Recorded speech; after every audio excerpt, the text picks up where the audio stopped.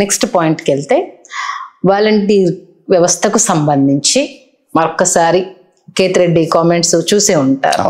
అంటే గతంలో ఆ వాలంటీర్ వ్యవస్థ మా కొంప ముంచింది అనేసి అని వాళ్ళు చేసిన కామెంట్స్ని కూడా కోట్ చేస్తూ చెప్పడం జరుగుతుంది. ఉంచుతారా ఉంచరా, వాలంటీర్లు లేకపోయినా మేము గతంలో పెన్షన్ టయానికి రిలీజ్ చేసాం, మళ్ళీ ఇప్పుడు ఫస్ట్ వస్తుంది కాబట్టి ఏంటి వాళ్ళ పరిస్థితి అన్న దాని మీద మరొకసారి పెద్ద చర్చ జరుగుతోంది.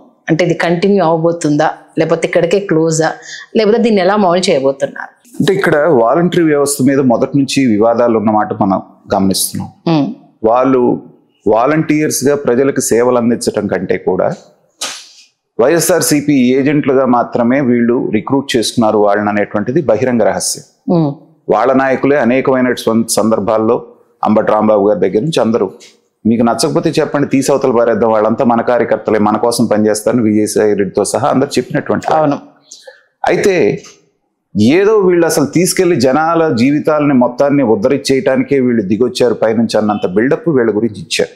అంటే కేతిరెడ్డి కామెంట్ కూడా ఇవాళ ఏమని ఇచ్చారంటే, మేము వాళ్ళకి కష్టం రాకుండా ప్రతిదీ ఇంటి దగ్గరికి తీసుకెళ్లి ఇచ్చేస్తే వాళ్ళకి బాధ అయిపోయింది, మాకు అంటే దూరం చేసినా సరే మేము ప్రజల కోసం ఆలోచించాము, ఇప్పుడు బాగా గుణపాఠం అవుతుందా మీకు అన్నట్టుగా కోట్ చేస్తూ ఒక వీడియో రిలీజ్ చేశారు. అసలు వీళ్ళని చూస్తే నవ్వాలో జాలిపడాలో కూడా అర్థం కావట్లేదమ్మా. అంటే వీళ్ళు లేకముందు పథకాలు లేవా? ఉన్నాయి కదా. వీళ్ళు లేకముందు ఎవరు పెన్షన్ తీసుకోలేదా? తీసుకున్నారు. రేషన్ ఎవరు తీసుకోలేదా? అంటే 4 వీధులు అవతలు ఉన్నటువంటి రేషన్ షాప్ దాకా లేకపోతే సచివాలయానికి వెళ్ళి కాలు చేయి ఉన్న వాళ్ళు తెచ్చుకోవటం ఏమన్నా ఇబ్బందా?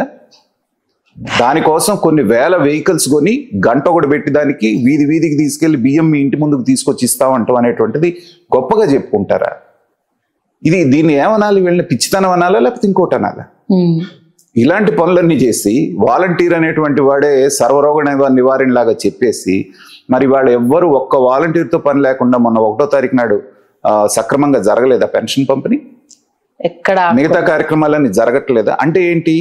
ఒక దండగమారి వ్యవస్థని 5 సంవత్సరాల పాటు కొన్ని 100 కోట్లు 1000 కోట్లు ఖర్చు పెట్టి మీ యొక్క ఏజెంట్లుగా చేయటానికి మీరు అక్కడ ప్లాన్ చేశారు.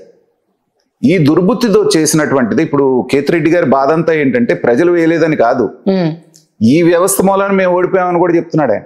మొన్న ఆ మాట, ఇప్పుడు ఈ మాట. అదే నేను అనేది, లోపల ఉన్న భావన అది. ఇప్పుడు వాళ్ళు ఉండటంతో ఏమైందంటే డైరెక్ట్ ప్రభుత్వం బటన్ నొక్కటం, డబ్బులు వీళ్ళ దగ్గరికి వెళ్ళటం, ఏది కావాలన్నా ఇన్ఫర్మేషన్ వీళ్ళు తీసుకోవటం రెండే. మిగతా వ్యవస్థ అంతా పంచాయతీ రాజ్ అనేటువంటిది, గాంధీ గారు కలలుగన్నటువంటి పంచాయతీ రాజ్ వ్యవస్థ ఏంటంటే 3 అంచెల వ్యవస్థ ఆయన డిసైడ్ చేశారు. గ్రామ స్థాయిలో గ్రామ ప్రజలతో ఎన్నుకోబడ్డటువంటి సర్పంచ్, జిల్లా స్థాయిలో ఉన్నటువంటి జిల్లా పరిషత్తు, పై స్థాయిలో ఉన్నటువంటి అసెంబ్లీ. ఇది కదా మన లింక్. అవును. ఇక్కడ నుంచే కదా నాయకులు పుట్టుకొచ్చి చీఫ్ మినిస్టర్ దాకా పెరిగేది గ్రామ స్థాయి నుంచి. మీరు ఈ వ్యవస్థనే తుంచి పారేసి వీళ్ళందరినీ డమ్మీలు చేసేసి ఏదైనా కావాలంటే సర్పంచ్ దగ్గరికి వెళ్ళి చెప్పుకునేవాళ్ళు.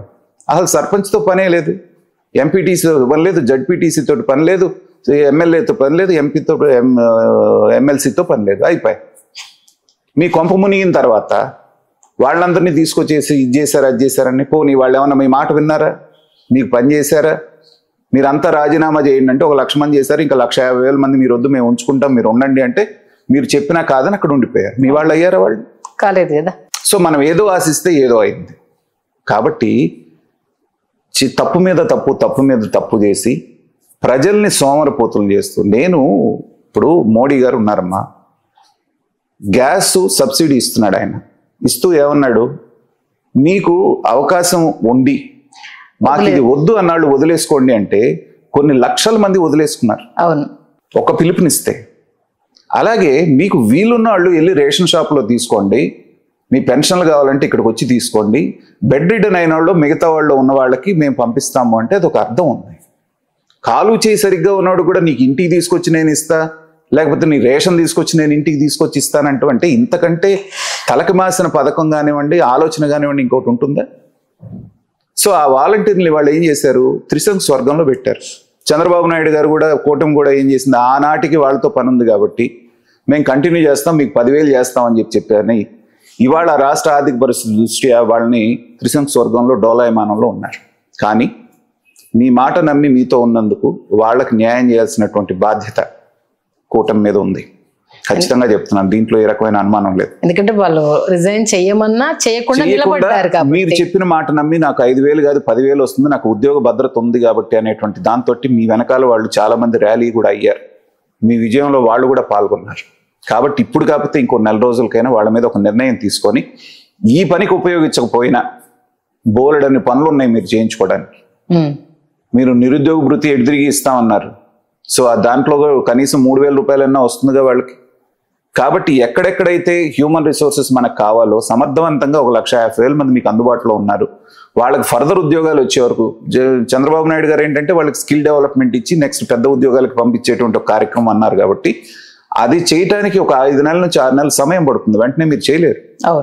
అప్పటి వరకు మా పరిస్థితి ఏంటనేటువంటి అభద్రతా భావానికి వాళ్ళు లోన్ కాకుండా ఉండాలి అంటే ఏంటంటే వాళ్ళని ఎక్కడో ఒక చోట వాళ్ళని ఉపయోగించుకొని వాళ్ళు మీరు అన్నటువంటి ఆ 10,000 రూపాయలు కనుక ఇస్తే ఏమవుతుందంటే, వాలంటీర్ అంటే వాలంటీర్ ఒక్కడే ఉండడు, అతనికి ఒక తల్లి ఉంటుంది, తండ్రి ఉంటారు, ఒక కుటుంబం ఉంటుంది. ఆ కుటుంబం మొత్తం కూడా మీకు అరే ఏంటిది అప్పుడు చెప్పారు ఇప్పుడు చేయలేదు అనేటువంటి భావన వస్తుంది.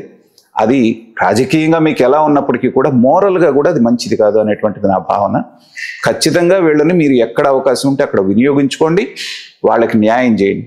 ఇక వీళ్ళు ఈ వైసీపీ వాళ్ళందరూ ఈ సన్నాయి నొక్కులు అనేటువంటిది నొక్కుతూనే ఉంటారు. ఎందుకంటే సార్ ఆ సన్నాయి నొక్కులు అని అంత ఈజీగా తీసేయలేం. ఎందుకంటే ఏబిఎన్ రాధాకృష్ణ గారు ఒక కామెంట్ చేశారు, మీరు ఇంకా సాంప్రదాయ రాజకీయాల దగ్గర మీ అంటే అప్పుడు పనిచేసిన మీ అంటే ఏమంటారు వాళ్ళను సహోద్యోగులు అనాలా, లేకపోతే అప్పుడు చూసిన ముఖ్యమంత్రులని అంటే వైఎస్ రాజశేఖర రెడ్డి కావచ్చు, లేకపోతే ఎన్టీఆర్ గారు కావచ్చు, మీరు ఇంకా ఆ కాలంలోనే ఉన్నారు, ఇక్కడ అది లేదు, మీ అంత కూల్ గా ఇక్కడ ఆలోచించే వ్యవస్థ లేదు, కాబట్టి కొంత మీరు మారకపోతే వీళ్ళు విజృంభిస్తారు అంటూ డైరెక్ట్ గానే ఆయన కామెంట్ చేశారు.